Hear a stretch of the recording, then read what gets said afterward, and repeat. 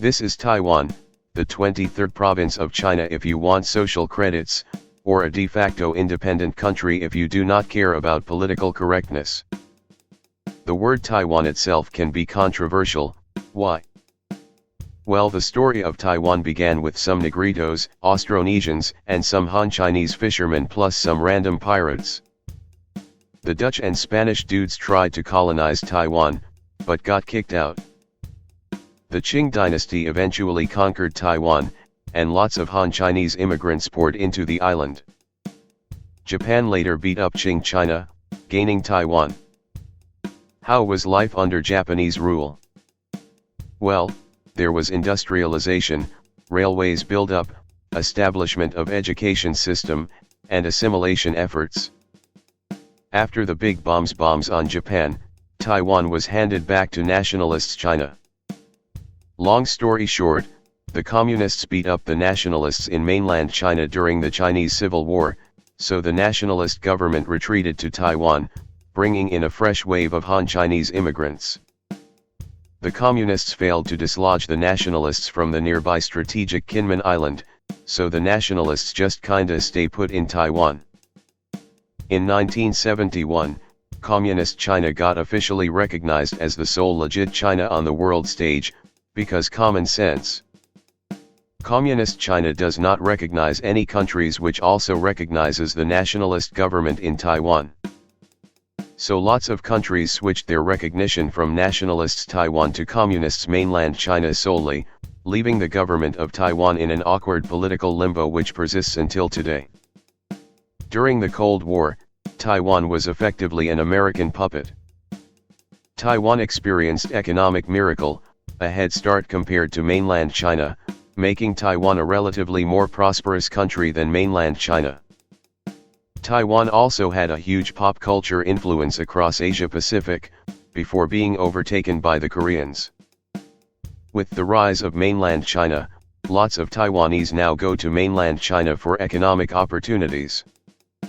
Today, Taiwan is independent in all but name, doing its own good stuff.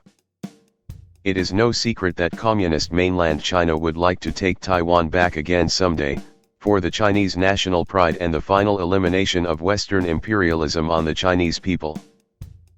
Thus, Taiwan has been anxiously preparing for the defense, using its silicon technology economy, and the threat to blow up the largest dam in the world. Can Taiwan be united with mainland China again? Of course, it's just a matter of which method you prefer. However, the Americans will probably not allow that to happen. Do the Taiwanese people want to be a part of China again? Well, it depends who you ask. The economic might of mainland China is definitely attractive, and there is a shared Han-Chinese cultural identity. Nevertheless, the mainland communist government which appears to be dictatorial is probably not too appealing to the democratic-minded Taiwanese people, and the promise of one country two system is probably not too promising either. Although they look quite similar on the outside, there are subtle differences due to prolonged separation.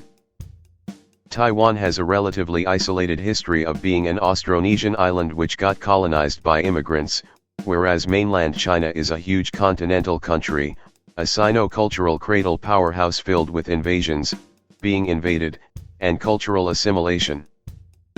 Taiwanese people tend to use traditional Chinese characters, whereas mainland Chinese people tend to use the simplified Chinese characters.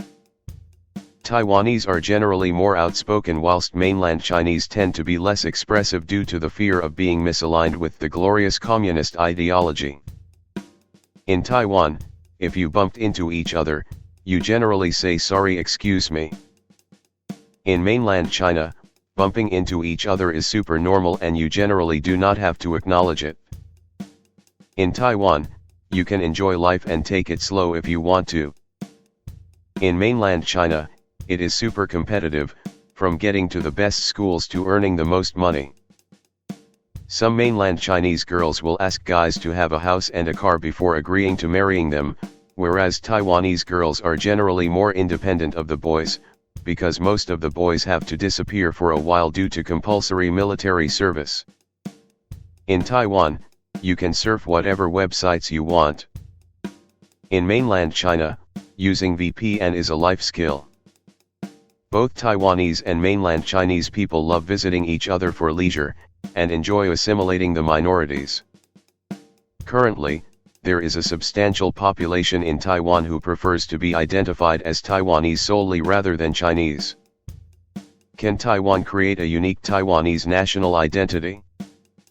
Emphasizing on the Austronesian, Japanese, and localized Hokkien culture may just do the trick, but more importantly it is the China which got approved by the Pope.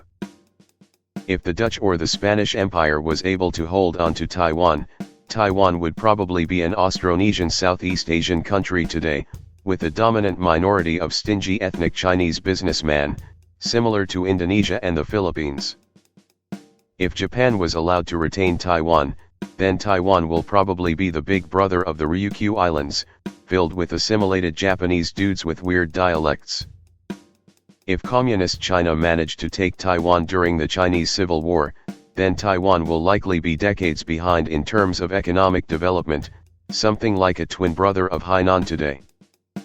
The story of Taiwan reflects the transient nature of human migration and global geopolitics, and how it shaped the identity of a country. So please do visit this version of Taiwan when you can, before Taiwan visits you. Thanks for watching.